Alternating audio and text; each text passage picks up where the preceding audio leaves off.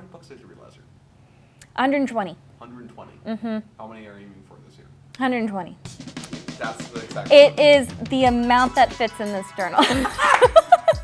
That is how many pages from the beginning to the end of it, so I can have a book per page. This is my journal. I carry it with me everywhere.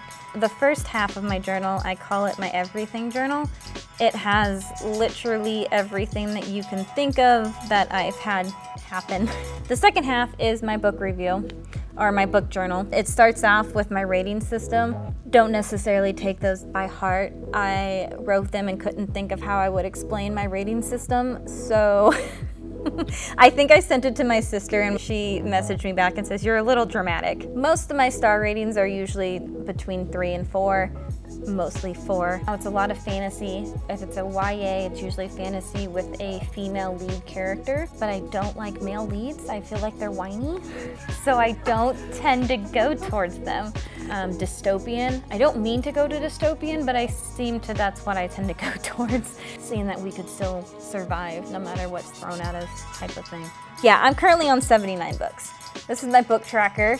I like to keep track of the format of the way that I read the books. This is my page called Reviews Go Where. And they're in tiers. They're in tiers. They're in tiers. Google Docs, Goodreads, and this website called Storygraph, which is an alternative to Goodreads that isn't owned by Amazon. Is, I believe, how it got pitched to me, and I was like, I'm sold. So these are books that I own that I need to read.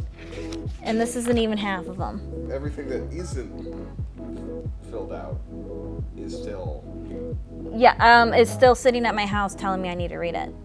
These are all the books that I read that month. Inside are what I call my elevator pitch reviews.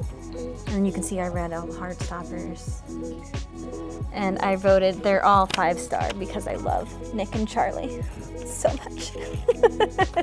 It's also one of the challenges this year I have for myself, and it's nothing I have set in stone, so I can't sit there and like yell at myself later on in life. Read books that are banned, because as a librarian, especially with that coming up here in September, I really like looking into why things are banned and why people have a problem with things, and that has been on banned book lists. So it's the gay.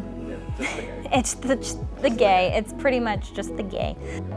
All Boys Aren't Blue is a newer one that's been banned.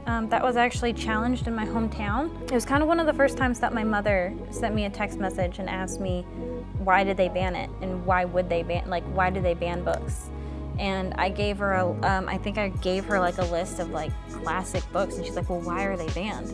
And I'm like, well, this is for this reason, this is for this reason. And I go, this one shows a African-American boy who's coming to terms with his sexuality. Like, people say no. Like, it just amazes me sometimes. I can go anywhere with books. I can have and experience any kind of life that is out there, whether that's a good or a bad life. And I like sharing that with people. I love being able to have a book that I read and hand it to somebody, and you know how most people are like, oh, you haven't read that book yet. I look at it and I'm like, wait for the adventure that you have. Like, that's just so fun to me. I love it. So, cool. yeah. That's what I got. All right. Yeah.